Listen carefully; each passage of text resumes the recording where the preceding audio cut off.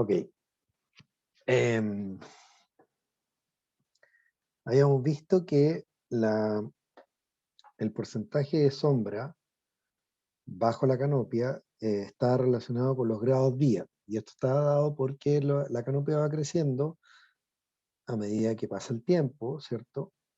Va creciendo y va llenando la canopia. Y por eso también es que en un minuto el porcentaje de sombra bajo la canopia se hace eh, asintótico, o sea, nos sigue aumentando porque el tamaño que tenemos de canopia, ¿cierto? Se completa en el fondo. Si esto es una espaldera, por ejemplo, yo mantengo la forma de la espaldera y la voy chapando, la voy cortando. Entonces, por eso esta línea no sigue eternamente hacia arriba, no sigue aumentando eternamente, sino que sube y después se estabiliza. Entonces, así, Larry Williams desarrolló distintas ecuaciones para distintos sistemas de conducción. Y mientras más canopia tiene un sistema de conducción, mayor es mayor es su uso de agua porque su K sub C va a ser mayor. ¿Ya? Entonces un gable, que es un sistema de conducción de mesa, que básicamente eh, se ponen así las canopias, y la siguiente va así, la siguiente va así, entonces hay harta masa, harta área foliar. Es casi como un parrón, pero no es plano, sino que va así, ¿ya? Es como, al final es como el techo de una fábrica, así, para arriba, abajo, para arriba, abajo. Entonces eso tiene mucha superficie expuesta y eso hace que tenga un K sub C mayor porque intercepta más luz, ¿cierto? La espaldera, tenemos acá dos espalderas distintas dependiendo de la distancia de plantación entre ellas. Mientras más cerca están las hileras, más cerca están las espalderas, mayor es el consumo de agua. ¿Se fijan? Ya. Entonces aquí con esta ecuación está hecha en base a los grados día, en base a 10 grados Celsius. Entonces, por ejemplo, si yo tengo 1500 grados día, pongo aquí en esta X 1500 menos 525 partido por esto, etcétera, etcétera, E elevado a eso, y me va a ir dando la curva.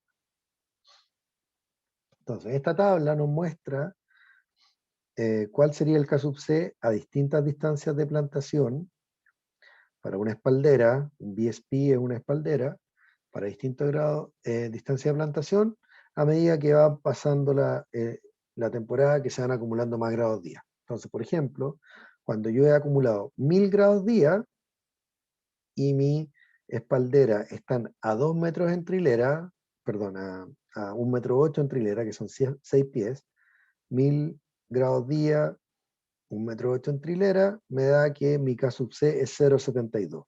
Si esas espalderas, en vez de estar a 1,80 metros, están a 2,4 metros en trilera, mi K sub C para los mismos 1000 grados día es 0,54. ¿Ya? Entonces, si yo les digo, por ejemplo, el 15 de febrero, tu evapotranspiración potencial, tu ET0, que viene en la estación meteorológica, fue 7 milímetros, ¿ya? Y en ese momento tú tienes acumulado 1000 grados día, tú vas 7 milímetros por 0,54, te da 3,78, ¿cierto? Y esa es la evapotranspiración potencial de tu viñedo, dado el K sub C, que está dado por la canopia, que está dada por la distancia de plantación, que está dada por los grados día, ¿ya? Entonces, por ejemplo, vemos acá de nuevo que una espaldera plantada a 1,80 metros tiene un K sub C mayor que la misma espaldera plantada a 2,7 metros en trilera. ¿Ya? Como el K sub C es distinto, la cantidad de agua que va a necesitar va a ser distinto. ¿Ya? Olvídense aquí, no importa las medidas, que sean galones por acre o galones por planta.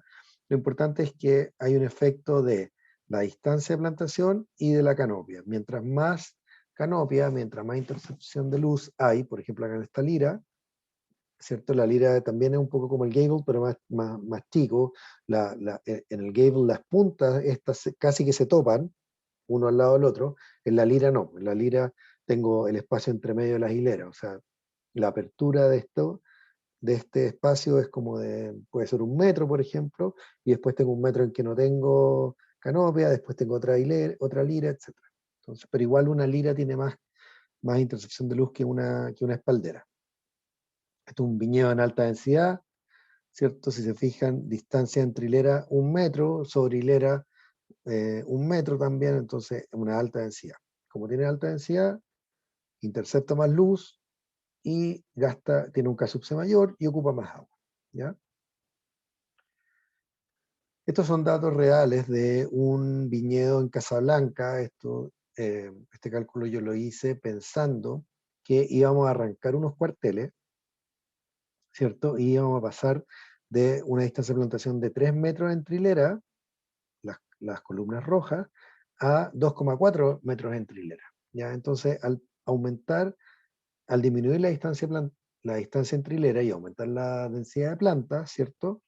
O aumentar el marco de plantación, yo iba a tener una mayor demanda de agua. Y yo quería saber si la cantidad de agua que yo tenía disponible en los pozos me iba a alcanzar para reponer la demanda de agua que iba a tener este cuartel, que iba a ser mayor ahora por plantarlo más cerca, ¿ya? Entonces, está bien, yo iba a plantar más cerca para tener una mayor producción, pero eso también implicaba que iba a tener una mayor demanda de agua, y yo puedo calcular esa mayor demanda de agua para poder definir si voy a ser capaz de cumplir o no los requerimientos de ese cuartel. Imagínense que yo cambie todo el viñedo a esta mayor distancia de plantación y después me quede sin agua. No tiene sentido, ¿cierto? Entonces, nuevamente ocupando el cálculo de Larry Williams, en este caso, para una espaldera que está a 2 metros en trilera, ¿cierto? Tomando la ecuación esta y tomando información de distintas estaciones meteorológicas, yo calculé el K-sub-C para distintos lugares, ¿ya? La estación meteorológica, o sea, la información de temperatura y ET0 la sacamos eh, del mismo, de la misma página de donde ustedes están sacando la información para su proyecto, que es de agrometeorología.cl, ¿cierto? Y acá buscamos una estación y tomamos la información de temperatura entre el 1 de octubre y el 30 de abril y la evapotranspiración potencial para la misma época. Y haciendo eso, estos son datos del año 2019 al 2020 en distintos lugares, ¿cierto? En Limarí, con Barbalá, Casablanca, Pirque, etc. Aquí está cómo van aumentando los grados día en la temporada, cuál es la suma final, ¿cierto? Y a qué región corresponde esa suma final, según las regiones de Vincla, ¿ya? Entonces, Casablanca, región 1, Totigüe, región 2, Limarí, región 3, etc. ¿Ya? Entonces, tenemos calculados los grados día. Pueden ver acá que, por ejemplo, Casablanca y Litueche básicamente tienen la misma suma de grados día. Acá están los grados día de las distintas localidades, de estas 9 localidades, vistas en un gráfico. ¿Y qué es lo que podemos ver? ¿Cierto? Es, no solo aquí mantuve el eje de las Y para poder compararlos todos, el eje de la X también es constante porque es desde el 1 de octubre hasta el 30 de abril. Por acá podemos ver cómo tienen distinta pendiente, o sea, acumulan grados día más rápido o más lento, y también que alcanzan un valor mayor o menor. Entonces, si uno miraba Casablanca, que está acá, este es Casablanca, y miraba Litueche, que está acá, las curvas son más o menos similares, ¿se fijan? Y el máximo que alcanzaban era similar, 1300 y tantos grados día. Una vez que yo calculé el K-sub-C para estos lugares, y teniendo la información de la evapotranspiración potencial, que era el ET0, puedo hacer el cálculo perdón, en base a los grados día puedo calcular el K-sub-C, ¿cierto? Que es lo que estoy presentando acá. Casablanca, ¿cierto? Llega a 0,72, veamos Litueche, está acá. Litueche llega un poquito más alto, 0,74. Con Barbalá llega acá a casi 0,8. Y acá se ve un poco el efecto de lo que les decía yo, que si nosotros tenemos una espaldera plantada a la misma distancia en distintos lugares, hay un momento en que ya la canopia no puede crecer más porque básicamente ocupa todo el espacio dentro de la espaldera. Entonces, por eso el K-sub-C no puede ser mayor que 0,8 en este caso, ¿ya? Pero bueno, aquí está el proceso fue, calculámoslo, bajamos la información de temperatura, la evapotranspiración, calculamos los grados día, con los grados día podemos calcular el K sub C para cada uno de estos lugares, ¿cierto? Y si yo combino la información del K sub C con la evapotranspiración, puedo calcular cuál es la demanda esperada para la temporada en cada una de estas localidades. Y ahí es donde, por ejemplo, tenemos la diferencia entre Casablanca y Litueche, que se acuerdan tenían más o menos los mismos grados día, incluso Litueche tiene más grados día, donde los casos eran muy similares, pero la evapotranspiración es distinta. Y eso termina en que Casablanca puede tener una demanda de agua para la temporada completa de 4.200 metros cúbicos, mientras que Litueche tiene una demanda de 3.600 metros cúbicos. ¿Ya? Entonces, ¿cuál es el mensaje aquí? Que dos localidades que tienen una suma térmica muy similar, no necesariamente van a tener el mismo requerimiento de agua, ¿ya? Y ahí está modulado por la evapotranspiración potencial de cada una de estas zonas. Aquí pueden ver que con Barbalá tiene una demanda muy alta de agua, ¿cierto? Versus Teodoro Schmidt, que está en el otro extremo, que es la que menos agua requiere. Y lo otro que pueden ver en este gráfico es que en las distintas localidades el momento de máxima demanda de agua no es el mismo. Por ejemplo, con Barbalá, ¿cierto? La columna en amarillo, que es enero, es el momento cuando la demanda mensual es mayor, que es el eje Y del lado izquierdo. O sea, con Barbalá en enero necesita más o menos 1.500 metros cúbicos, ¿ya? Pirque en su mayor demanda no es en enero, sino que es en febrero, ¿se fijan? En el caso de Chanco también, febrero. En el caso de Theodore Smith, la mayor demanda es en marzo, ¿se fijan? Entonces este gráfico también nos permite, o estos cálculos nos permiten saber cuál podría ser la demanda máxima y la demanda mensual, para yo poder hacer, si yo quiero hacer una estrategia de riego o quiero saber si el agua me va a alcanzar en los distintos meses, cuando tengo un pozo o el agua me llega al canal, qué sé yo, puedo usar esta información para calcularlo. ¿Qué otra información podemos ocupar? Este gráfico nos muestra la evapotranspiración potencial para los distintos días de la temporada de crecimiento, del 1 de octubre hasta el 30 de abril, en Totigüe. ¿Ya? Esta es la información de evapotranspiración. ¿Y qué es lo que pueden ver?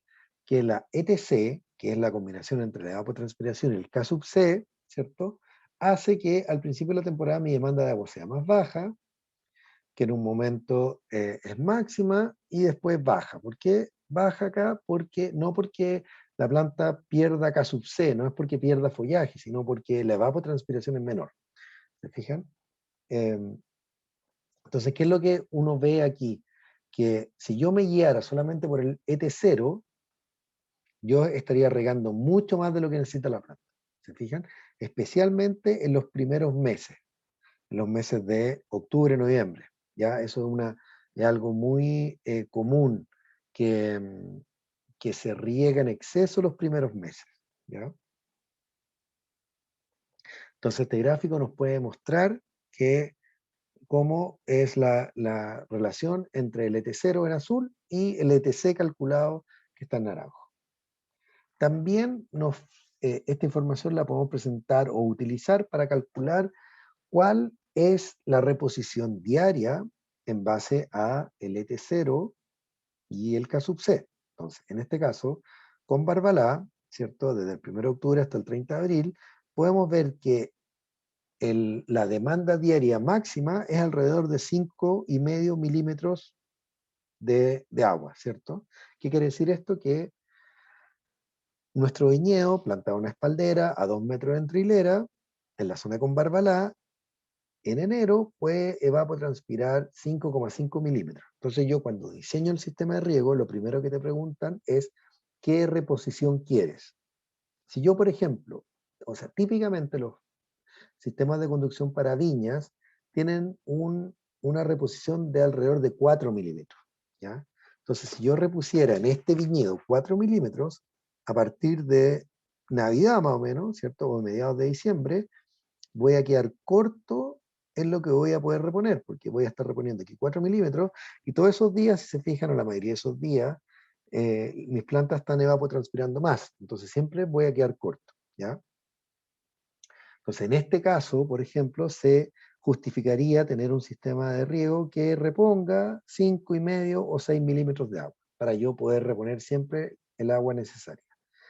En el caso de Teodoro Schmidt, ¿cierto? Si el sistema de conducción repone 6 milímetros, vean, sobre el agua todo el tiempo. En este caso, con 2 milímetros, o quizás con 2,5 milímetros, para no estar tan justo, con esa precipitación, con esa reposición diaria, no debería haber problema.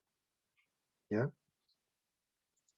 ¿Qué otros cálculos podemos hacer? ¿O cómo podemos planificar en base a la información que obtuvimos con los grados 10 y la evapotranspiración y el K-sub-C? Aquí, por ejemplo, les presento, para el caso de Casablanca, con Barbalá y Teodoro Schmidt, ¿cierto? ¿Cuántas veces tendría que regar yo por mes en base a la demanda mensual calculada, que es esta columna de acá, y a una lámina de riego fija? ¿Qué es la lámina de riego? Es, por ejemplo, decir, a mí me gusta regar 12 horas, porque con 12 horas el agua baja hasta 1 metro, por decir algo. O a mí me gusta regar 8 horas, o a mí me gusta regar 24 horas. Como sea, alguna de todas estas variables tiene que quedar fija, y en este caso lo que definimos como fijo es la lámina de riego, que podríamos decir que equivale a 12 horas de riego, ¿ya? Esos 25 milímetros. Entonces, cuando yo riego 25 milímetros en Casablanca en octubre, voy a necesitar básicamente un riego, ¿ya? Ahora, esta cantidad de agua puede venir de las lluvias de invierno, puede ser que yo no tenga que regar en octubre, pero mi demanda de agua es de 192 metros cúbicos. Entonces, si yo tuviera que reponer esa agua porque no llovió en el invierno, con un riego me alcanza, ¿ya? En febrero tengo que hacer 3,4 riegos. ¿Se fijan? Entonces esto es básicamente hacer un riego a la semana casi. Entonces en Casablanca, con estas condiciones, tendría que hacer 17 riegos. En Conbarbalá tendría que hacer 29 riegos en la temporada, y en Teodoro Schmidt 9 riegos.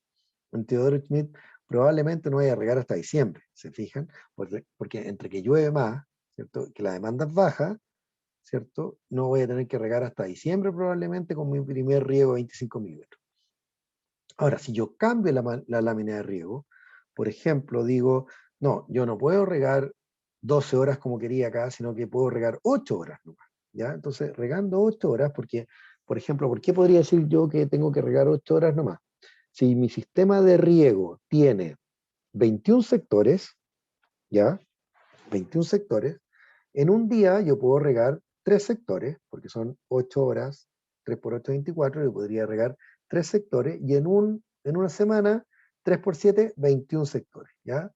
Entonces, si mi equipo tiene como capacidad máxima para dar la vuelta completa en la semana, regar máximo 8 horas, por ejemplo, ya yo tendría que regar 8 horas, y eso equivaldría a 15 milímetros. Entonces, para este cálculo, ¿qué es lo que quiero mostrar? Que con la misma demanda de agua, ¿cierto? En Casablanca, como mis riegos son menores, voy a tener que regar más seguido, ¿ya? Entonces, esto de nuevo, la demanda es la misma, la oferta es un poco menor, ¿cierto? Y voy a tener que hacer 28 riegos para poder reponer eh, el agua que necesito, ¿ya? Y eso, cuando hago riegos de 15 milímetros de 8 horas, que podría ser lo mismo, en febrero tengo que regar 6 veces. O sea, eso significa estar regando cada 5 días. Entonces, esto tienen que también tomarlo en consideración si ustedes están diseñando un sistema de riego y saben cuánta agua tienen que reponer, para que no les diseñen un sistema que tenga muchos cuarteles, ¿ya? Porque si tienen muchos cuarteles, me voy a demorar en dar la vuelta y es una complicación. En general, yo les diría que 7 cuarteles, 6 cuarteles por bomba, por sistema de riego, es un buen valor. 10, 12 máximo, pero más que eso es complicado. Lo otro que podemos hacer es, en el mismo caso de Casablanca, ¿cierto? Acá un viñedo que tiene 140 hectáreas, el requerimiento de agua ya lo habíamos calculado, ¿cierto? Y tengo la información que este viñedo tiene varios pozos que en su conjunto le entregan durante octubre 80 litros por segundo, pero que esa disponibilidad de agua va bajando en la temporada, ¿ya? Y va bajando, como se muestra aquí, de 80, 60 a 40 litros por segundo en enero, ¿ya? Y si yo asumo que el pozo estoy extrayendo las 24 horas del día, estos 40 litros por segundo, si lo multiplico, ¿cierto?, por 3.600 segundos por hora, por 24 horas por día, por, en este caso, 31 días a la semana, me da que yo tendría disponible 103 metros cúbicos de agua, 103.000 metros cúbicos de agua, perdón. 107.000 metros cúbicos de agua, que es este que está acá, ¿ya? Y mi cálculo me decía que iba a necesitar 106.000 metros cúbicos de agua para estas 140 hectáreas, ¿ya? Entonces, hasta enero tengo un superávit de agua. ¿Mm? Pero en febrero ya tengo un déficit. ¿Y cuánto es el déficit? Puedo reponer un 80% máximo de la demanda. Ahora, vimos antes que en general con un 85% de reposición no había disminución de peso, o sea, pérdida de producción, ¿cierto? Entonces quizás este 80% en el mes más crítico no es tan terrible. O qué otra cosa puedo hacer para subsanar esto, como en octubre, noviembre, diciembre y enero me sobra agua, yo podría tener un tranque acumulador para en los meses de superávit guardar agua y ocuparla cuando me falte. ¿Se fijan?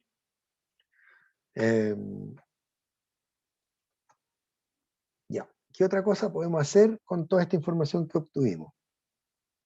Podemos hacer una evaluación de la gestión de riego que tuvo el viñedo, podríamos decir, post temporada. Entonces, ¿cómo se hace eso? El viñedo, el viticultor, ¿cierto? Tiene un registro de los riegos que hizo, ¿ya? Nosotros podemos calcular cuál fue la evapotranspiración acumulada hasta ese momento, desde el 1 de octubre para adelante, ¿cierto? Y ¿cómo se llama? El viticultor nos dice que se regaron 7 horas el 30 de noviembre, 7 horas el 5 de diciembre, etcétera, etcétera. Nosotros, como sabemos que la precipitación de ese sistema es 2 milímetros por hora, podemos calcular cuánto se regó en cada uno de esos riegos, ¿ya? Y comparando esto con que esta sería la oferta, comparándolo con la demanda, podemos ver si se regó en exceso o no.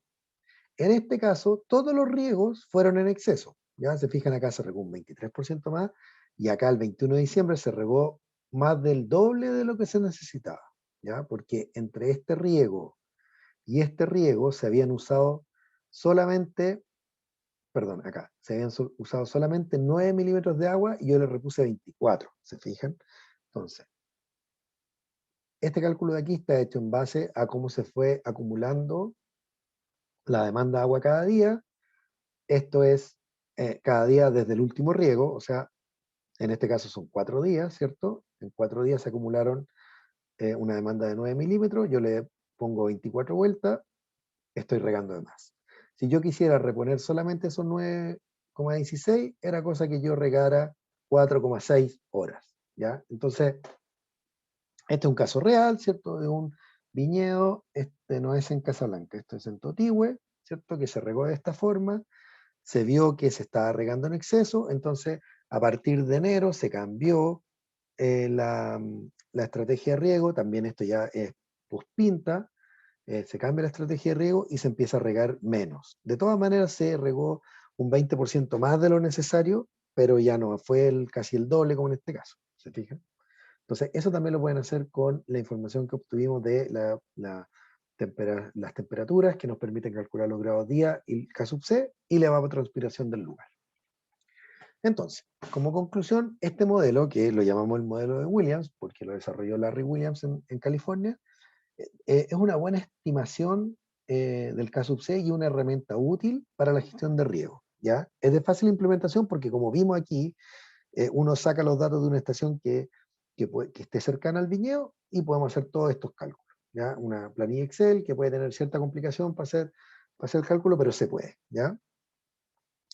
Y este cálculo, este modelo nos permite, ¿cierto?, calcular el K sub C, nos permite estimar el consumo diario que va a tener nuestro viñedo, nos permite planificar, si tenemos información histórica, podemos ir planificando cuántos riegos tendría que hacer yo en febrero, ¿cierto? O en marzo, o en enero. Puedo, post temporada, puedo ver cómo anduve, si quizás regué de más, etcétera, ¿ya? Y todo eso asociarlo con, por ejemplo, la producción que tuve, la calidad de la fruta que obtuve, etcétera. Esta parte es súper importante y probablemente va a ser una pregunta de prueba, es que el K sub C, ¿cierto? Se calcula en base a un cultivo bien regado, ¿ya? Y en condiciones agronómicas óptimas. Si nosotros practicamos riego deficitario, si nuestro viñedo, por ejemplo, le faltan plantas que están muertas, cualquier cosa así, eso va a hacer que el K sub C sea menor, o sea, que el uso real de agua sea menor al estimado. Entonces, en ese sentido, el modelo de Williams es el máximo que podrían transpirar las plantas, ¿ya? Y nos da como un marco donde yo me tengo que mover, ¿ya? Eso es como el máximo que voy a ocupar. Probablemente yo puedo ser más eficiente que eso y regar un poco menos, ¿ya? Cualquier manejo de estrés, ¿cierto? Que yo riegue un poquito menos, que trate de mantener los estómagos un poquito más cerrados, va a aumentar la eficiencia del uso del agua, va a disminuir el consumo de agua, ¿ya? Entonces, es importante tener en consideración que en el caso de la producción de uva para vino, el objetivo final no es producir uva, sino que producir vino. Y cada vino tiene características distintas que hay que cumplir. Por ejemplo, un vino varietal, ¿cierto? Siempre es importante que tenga la calidad apropiada para este vino varietal, ¿ya? En general, los vinos varietales necesitan tener una producción más alta porque como se paga menos por esa botella, tengo que producir más, ¿ya? Pero tiene que mantener ese carácter varietal. O sea que si yo compré un Cabernet Sauvignon, se note que es Cabernet Sauvignon. Si compré un Sauvignon Blanc, se note que es Sauvignon, ¿ya? En el otro extremo tenemos, por ejemplo, un Cabernet Sauvignon ícono, ¿ya? Que es el más caro de la viña. Y este busca tener una gran calidad, una producción rentable, que no necesariamente va a ser alta, puede ser baja, pero rentable, ¿cierto? Obviamente tiene que tener el carácter varietal, no puede tener piracinas en el caso del Cabernet Sauvignon. ¿Se acuerdan? Las piracinas son estas que dan el aroma a pimentón verde, ¿cierto? Tiene que tener una cierta boca que está relacionada con los taninos, color, concentración, tiene que tener capacidad de guarda, etc. Bueno, ¿a qué voy con todo esto? Que cada vino, cada objetivo va a tener una estrategia de riego distinta, ¿ok? Y en forma gráfica las podemos representar así, ¿ya? Un varietal, cierto, siempre verde, no, nunca se estresa, ¿ya? Un blanco reserva puede que se estrese un poquito en cuaja. ¿Y por qué podría yo buscar estresar un Sauvignon blanco en cuaja? Para hacer que las bayas sean más pequeñas, que el racimo sea menos compacto, que haya menos incidencia de botrytis. Y así tanto el momento de el estrés, el tiempo que dura el estrés y el grado de estrés va cambiando según el tipo de vino, ¿ya? Entonces, un Pinot Noir, por ejemplo, en general se estresa menos que un Cabernet Sauvignon, y un Cabernet Sauvignon Reserva se estresa menos que un Cabernet Ícono Reserva, ¿se fijan? Entonces, esto es como una representación gráfica de cómo debiese ser una estrategia de riego dependiendo de la calidad objetivo. Ahora, ya cuando vamos más al detalle, eh, esto sería un poco lo que como viticultores tendríamos que planificar, ¿cierto? Y ahí es donde yo les decía que el manejo del riego, la estrategia de riego es una carrera de largo aliento, no es una carrera corta, ya es una maratona, hay que hacerlo para toda la temporada.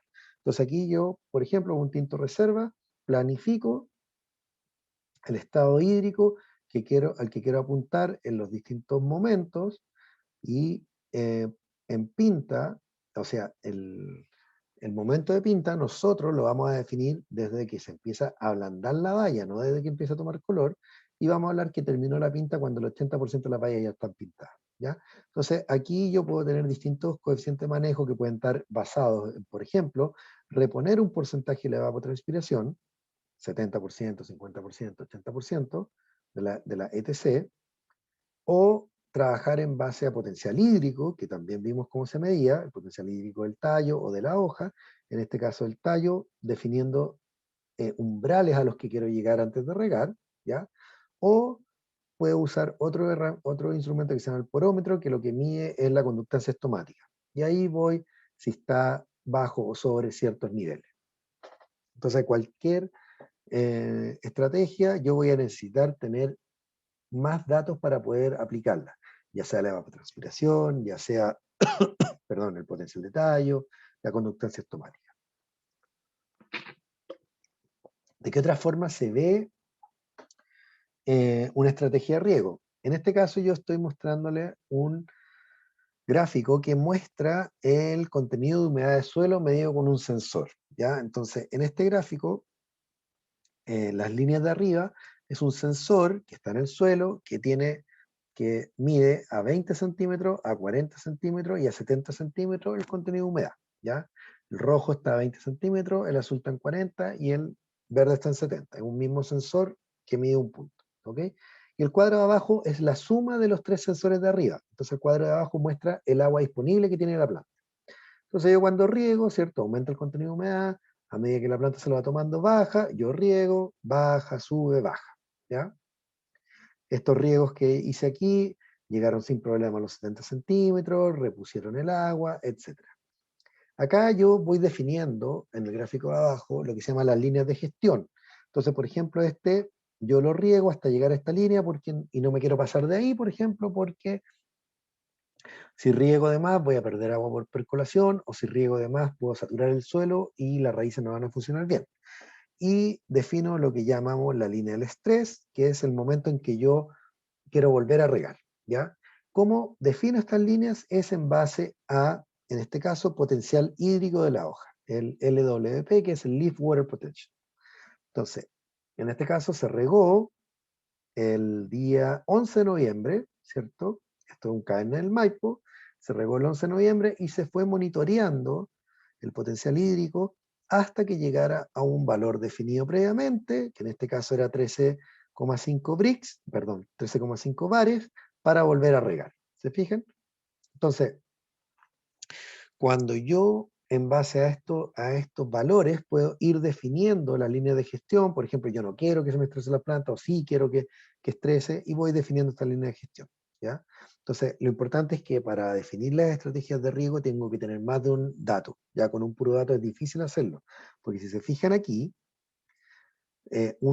cuando uno trabaja con estos sensores de humedad de suelo, el que te los vende te dice, por ejemplo, cuando cambie la pendiente de la curva, que esta curva que va cayendo, ¿cierto? Aquí se ve un cambio pendiente. Cuando cambie la pendiente de la curva, ese es el punto de máximo estrés que tú quieres llegar. Bueno, eso puede ser quizás para la uva de mesa o para frutales, pero en el caso de los vinos, ¿cierto? Y en el caso especialmente de los vinos íconos, nosotros queremos trabajar con un cierto nivel de estrés. Pero cuánto no lo podemos ver aquí en la línea, ¿ya? En la línea que nos da el sensor, sino que aquí es cuando tenemos que meterle otra información, como puede ser el porómetro o la Amboechtelander. Entonces, este gráfico se lo había mostrado antes, es el típico gráfico del desarrollo de la valla, ¿ya? Aquí está la floración, aquí empieza la cuaja, va creciendo la valla, llega el momento de pinta, que no es el cambio de color, sino que cuando se ablanda, ¿cierto? Y yo puedo definir, o sea, yo calculo los K sub C para las distintas etapas, y yo podría decirle a mi encargado de riego, ¿cierto? Ok, mira, en floración tú riegas el 30% del ET0. Cuando las bayas tienen tamaño arveja, ¿cierto? Tú riegas el 48% del ET0. Cuando lleguemos a pinta, tú riegas el 65% del ET0. ¿Se fijan?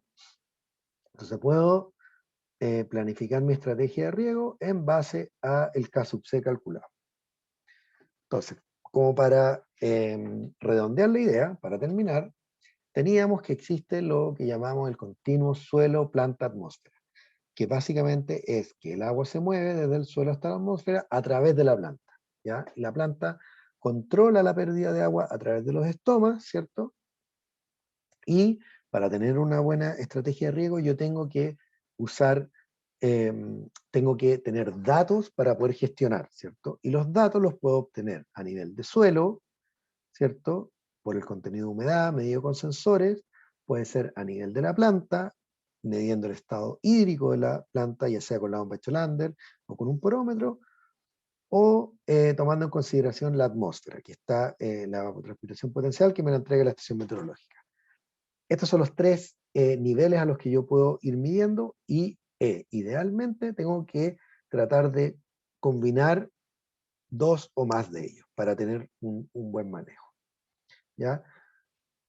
Para terminar, recalcamos que el riego es la herramienta de manejo más poderoso disponible para el viticultor durante la temporada, ¿ya?